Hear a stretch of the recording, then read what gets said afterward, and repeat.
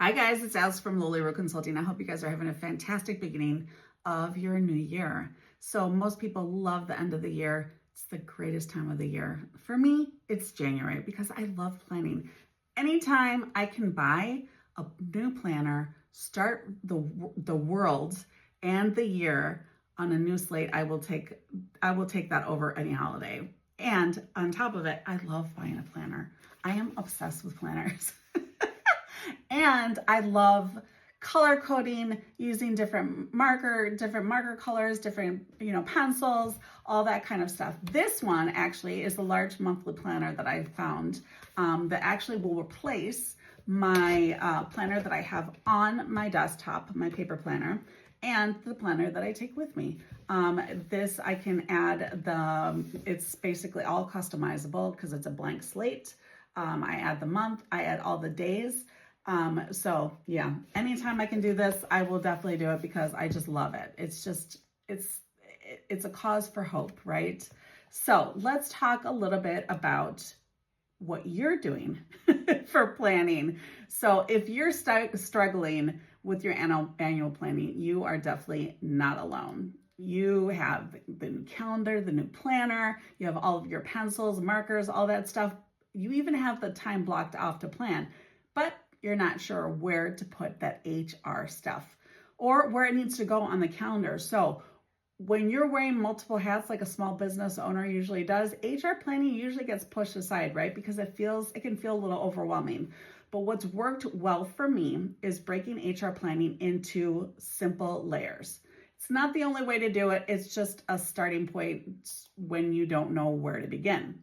So first off, the first layer is going to be your annual must-dos. These are your compliance things that are driven strictly by date. So these are going to be what we call calendar anchors. That was a mouthful.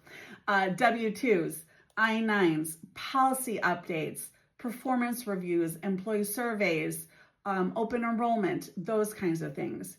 And of course, your company holidays, because holidays are going to affect your staffing, your scheduling, payroll, time off, and most importantly, communication. So they definitely belong on that calendar right from the get-go so that they're there from the start and not an afterthought. When we schedule those anchors and we schedule them early, everything else seems easier to plan and far less stressful. Secondly, are your quarterly check-ins. This is a time to pause, see how things are going. You're doing your check-ins. So these are reserved for like open employee issues, documentation, manager check-ins, and whether or not policies are still a reality. They're not audits. They're just quick, intentional check-ins to catch those gaps early and change course if you need to. Now, third is going to be your ongoing HR work. This is onboarding. This is manager support. This is documentation, day-to-day people operations.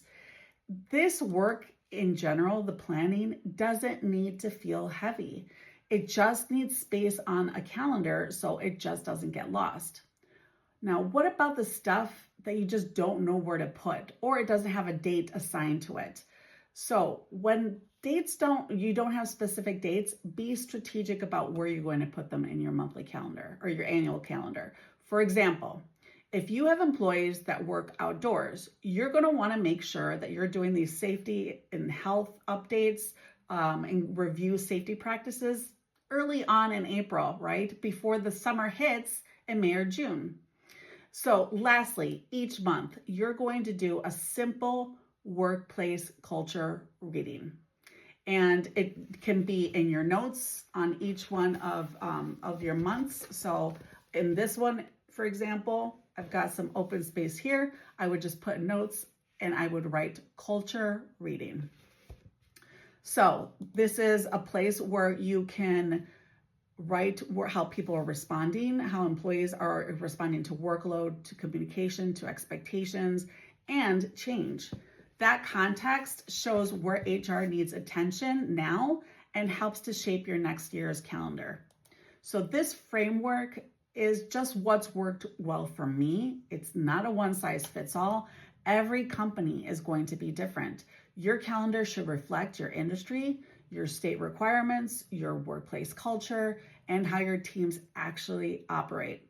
When HR is planned with intention, it creates that clarity rather than that sense of urgency. If this is helpful, I've put together a downloadable annual HR calendar template with a full 2026 holiday calendar in the Loliru Library at www.loliruconsulting.com to help you get started.